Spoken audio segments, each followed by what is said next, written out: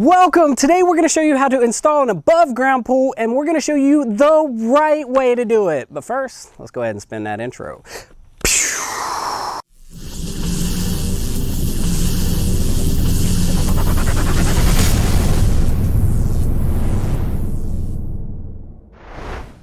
Here we are today, and we are building an above ground pool. This will be a 15-foot by 42-inch pool. But the basis for this is the same. There's so much misinformation out there, and there's so many people telling you the wrong way to install a pool. So today we're going to go over the right way. And first and foremost, the most important part of your pool is your foundation. Just like building a house or structure or anything else, the most important part is your foundation. So you want to make sure that it is level and that it is adequate for your structure, which is of course our pool. And we are just building a 15-foot 42-inch Bestway pool. We'll put a picture of it up on the screen. Just a common small above ground pool, nothing fancy, but this process is the same for kind of any above ground pool really. You want to dig down to where you're onto firm natural ground. That is a huge thing that people are leaving out. I've seen so many videos of people doing this wrong. They're either just setting up their pool right on the ground as it lays, not leveling it, or they're throwing sand on top of their grass, not leveling anything, and then using the sand and leveling the sand and throwing up their pool. That's fine and dandy if you're doing an inflatable pool, ring pool that you're just putting up and you're only running it for the summer. If it's semi-level, you could probably get away with that. Even then, it's a little iffy. You really need to make sure your base is level. But if you're building a pool like this one that I'm planning to be here for at least 3 years, you want to do it right. Do it right the first time, and then you'll thank yourself for the extra labor and time you put in. The extra couple of days that you put in the labor by far outweighs the hassle if you do it wrong and you have to redo it. Or if something fails because you did it wrong, your liner gets punctured, your side falls in, the weight of the pool pushing on one side takes the whole side down. And trust me, it happens a lot. It's worth the extra time on the site prep. The site prep is the worst part, the most time consuming part, but it's the most important part. So we're gonna tell you how we went about our site prep and how we got our site mostly ready, at least the base is ready. So the first and foremost, we took and staked the cardinal directions, a north, and a south, and east, and a west. We put 4 posts. We just used old rebar to start our post. Then we used just ag string, your normal orange. This is the blaze orange. You get it in yellow, different colors, green. Made for landscaping. This is your string. It's really cheap. I'll put a link down in the description for it. And then we used a line level, and this is just a free floating line level. You just stick it on to the line, and then you can watch your bubble to make sure where your level is. So we put our stakes, and one in the very center, and then all at the cardinal directions. That's how we find where we're going to, first, how far the distance is. We needed a 15-foot circle. So we did a 7.5 foot line and put it right in the center, and then we take our line all the way around. That gets you a 15-foot circle. We want it bigger than a 15-foot circle, but that gets you where we're gonna put our pegs. So that 15-foot circle is where we put our pegs. Then we run our line between those pegs. We dig down our center to where we're happy with the base point. Your lowest point is going to be where you're going to want the rest to match up with. So we dug down our center, and then we want to dig down everywhere else so that it's nice and level off of the center. That's how we did it. You can dig down to whatever your lowest spot. If that's your lowest spot, then that's your lowest spot. Everything else needs to be dug down to match that. Don't go and fill things in. People have been filling it in. And if you're filling in, then it's not firm, natural, undisturbed earth. So really, if you're filling it in, it has to be super compacted, and you can use the hand tamper or whatever, but it's still not as good as going on the natural layout of the ground. Okay, so we dug it out with the strings and the lines. That's how we got our start, at least got a base. Then the next part we did, we took and our rebar is still right in the center. So we know we need at least a 7.5 all the directions. So we made it 8 foot, an 8-foot board to give us an extra 6 inches on our entire circle. And when we took, this board's actually 8.5 foot long. So we made an 8.5 foot board. We went in 6 inches. We drilled a hole right through the middle of the board. And then we used this board and we go around with a 4-foot level. And as we go around, we're digging it down from our center, that's our lowest point, and we're making it a nice level line all the way down. As we dig all the way around, we're just keep digging and digging and digging and keep that line mostly, or that level mostly level all the way around. Hand dig this whole thing, and that's how we actually got it down. So that was our main site prep. And then after we get that all down, what we used was we use a round tip shovel, because that's your easiest for your shoveling, round tip shovel. Then we used a nice flat shovel to get nice solid or flat edges, like so, to get all those pieces out. And then the real nice piece that we used is our hand hoe. We just use a standard hoe like this. It's got just a hand-sized shovel, a hand-sized handle rather. This is an old beater. It works wonders. So I take this guy and we just, like, any of the high spots, I can go like that and just scrape that high spot off. Once everything was leveled down, and this took me nearly 3 days of site prep just to get to right here. Then I took this hand hoe, and anywhere I saw a little rock, there's one little one right there, I would take the corner of the hoe and I would pop it out, and then I would scrape all that any little gravel, any little pieces, any rocks that are sticking up just through the edge of the surface. I would take the corner and I'd dig them down. That's why we have some pits and some holes where we've dug down some rocks. So that does leave some little holes. So what we're gonna do to fill these holes, we're gonna take fresh topsoil, which we happen to have laying around for planting. We're gonna fill these in with the fresh topsoil. Then we're gonna use a hand tamper. We'll go get that real quick. And then we're gonna tap these all in. So that's gonna get our main surface dug down, very solid, very level. The next part, of course, then we're going to want to set our stones, our corners. We gotta figure out where each upright, each post goes down, and we're gonna put a paver. Then we're gonna put our sand, and we're gonna get our sand all the way around. Now for the pavers themselves, you can dig the pavers down to where they're level with your solid land, or if you're using a lot of sand, you can put them to where your sand is completely level or just above those pavers. You want the sand to be higher if you're putting them just on the ground. You want the sand to be above those just slightly, so that the edge of those don't touch, and the edge of them should be actually to where your edge is never touching your liner. The edge of your paver shouldn't touch your liner, because you could actually cause a hole, which we'll show that coming up soon. But first, I just wanted to show you how our site prep has come. Again, this has been about a 3-day process, and it is going to be so worth it to spend that extra time. If you're just throwing this thing up and you're not doing all this proper site prep, you're going to regret it. It's not going to last. If you're just trying to put your pool up for a day or two and you don't, or a year just for the season, I would suggest get one of the inflatable rim kind. Don't go to all this trouble to put the actual solid metal rail, the metal sides.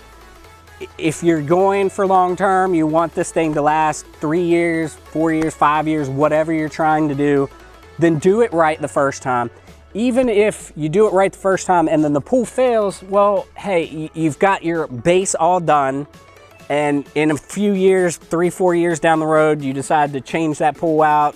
Something went wrong with it, something rusted out, whatever the case is, or even if you wanted to expand on it, at least you have your base already started. So hand hoe, this is just a small hoe with just a small hand handle. This thing is ancient, and I've used this for so many things. You can tell there's still like concrete stuck on there. It's great for concrete.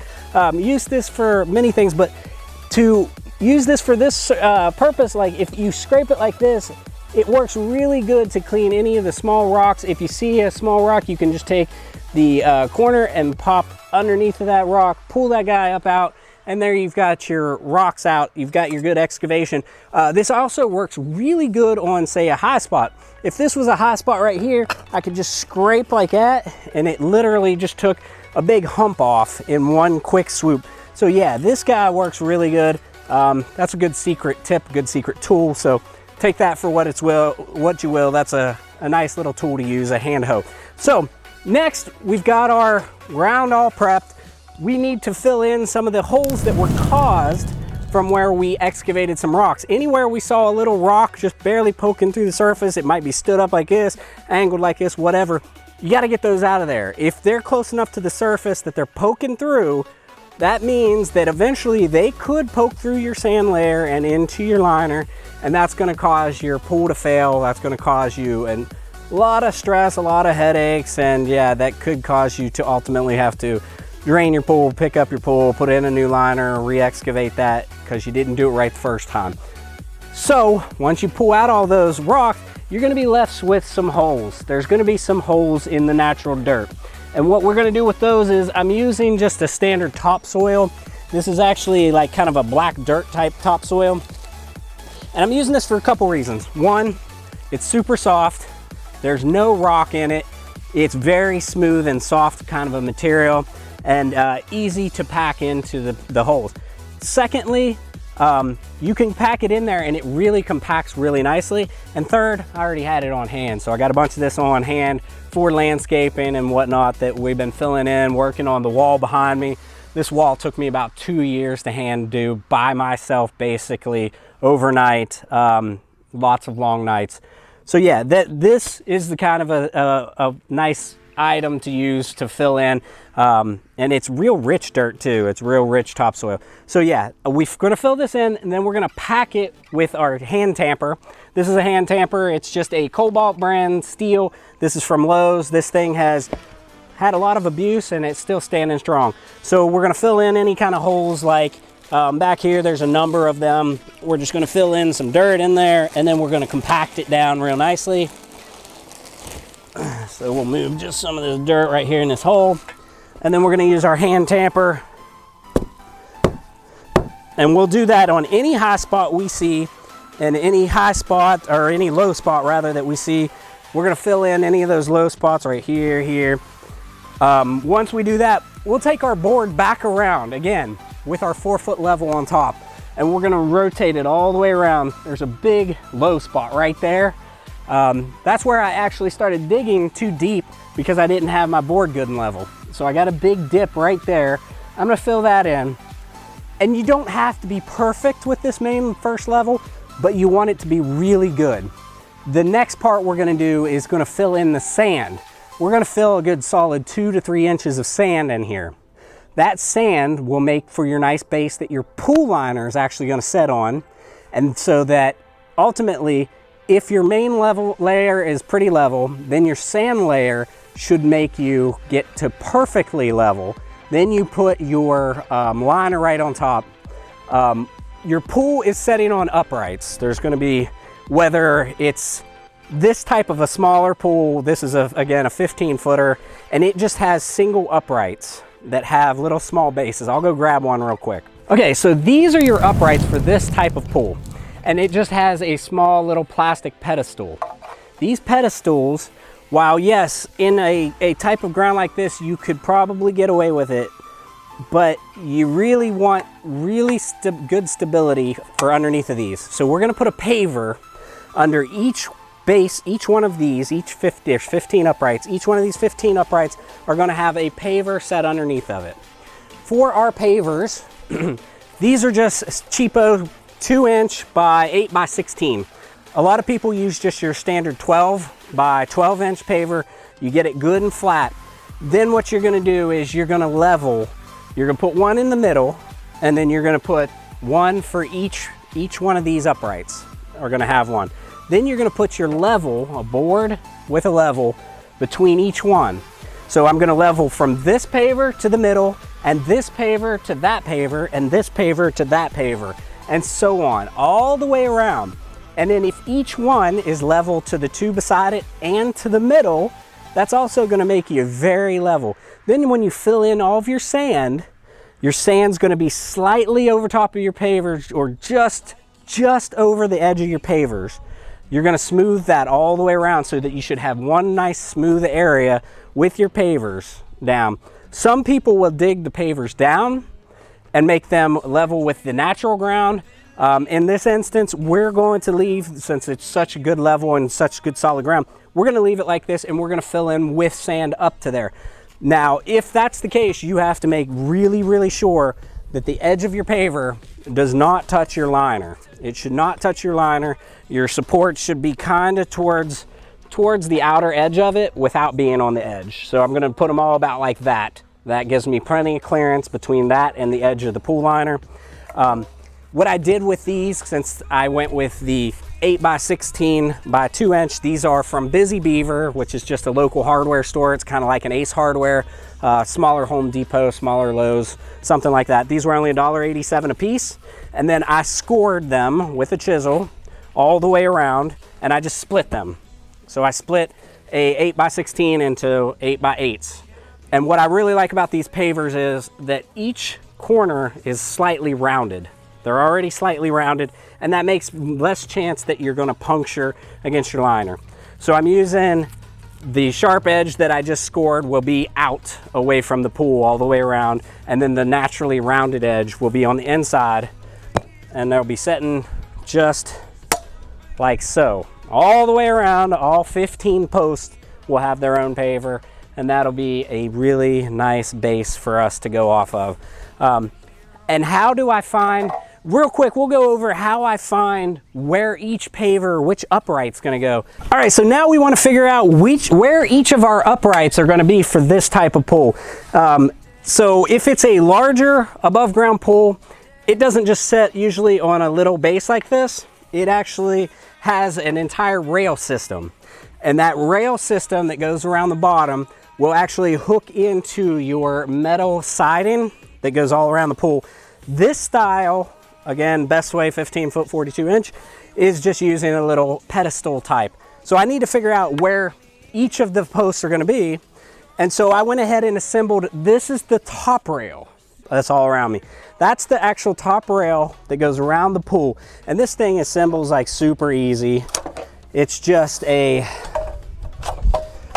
these are just plastic little turnbuckles right here. And they have a place for the downright, upright. And then each one of these just has a single hole and a spring-loaded button. You clip it in like that, and then you just clip it into the next, and it goes all the way around. And that's the best way that I've found for this size of pool, this type of pool, to figure out where each of your posts is gonna be. Each one of those can be one of your posts. And now I kind of have it pulled this way, so I could go pull the whole thing that way, adjust all it over where I actually want it to fit, and then get a better feel. Like that's pretty close right there, but I would go around each post and make sure it's exactly where I want it. Then on each post, I'm gonna mark the ground, and I would mark it just about on each side of the turnbuckle. Just score the ground, and then I'll pull all these up, and I'll put my actual stones. Or you could even just go ahead and put that would work really well too. Maybe that's what I'm gonna do actually. I'm gonna go all the way around, and I'm just gonna go ahead and set the paver right underneath of the corners. I'm gonna set them right under the corners where each is gonna be. And that's how I'll know exactly where my pavers are gonna go. Hopefully I got the camera set up to where I'm properly picking that up. I'll do a couple in the back real quick. And so let's just do one right here. And there's our paver, which that one's not very level, so that'll have to be dug down a little bit and leveled out. And then there's that one. Again, I'm gonna put a paver right in the center because that's my base point. I'm gonna put one there, and then I'm gonna run my board from the center to the paver. I'm gonna make sure that thing is exactly level with this thing. Then I'm going to put my level on it sideways. Make sure it's completely level. The paver's level on the ground. The paver needs to be level to the middle. The paver needs to be level to its left and its right. Once I do all of those things, all of these should line up nice and perfect, and then we'll be able to move on to our sand step. So yeah, the whole reason I made this video today is because there is so much bad information out there on the wrong way to install your pool. There are videos out there with hundreds of thousands of views of people showing how not to install your pool and telling you that's how you should install your pool. Please don't do what Donnie Don't does. Do it the right way. Spend that extra time. Get your level down right with your ground. Take the extra time, get your excavation completely perfect. Down the road, if you're planning to keep this pool for 3 years, 4 years, 5 years longer, do it right. Hopefully that makes sense, and I'm hoping this video will help you, because like I said, there's so many bad videos, so much bad information out there. I'm hoping I help somebody else. Comment down below, tell me what you think. Tell me any of the tips and tricks that you use. If you have questions, you want to know what else I'm using, what specific parts, what tools I'm using, where to get this item, or anything about building pools, let me know down in the comments. I'll be happy to help you. I'll be happy to help somebody else, or somebody else might even respond and help somebody else, because that's what it's all about, man. It's about doing it right, helping each other, and yeah, spreading some love. So I think that about wraps it up for today. I hope this video helped you out. And coming up, we're going to keep doing the pool install video, and we'll do a future video with showing all of the install and the final product. And this has just been running too long. So yeah, let's go ahead and cut that outro.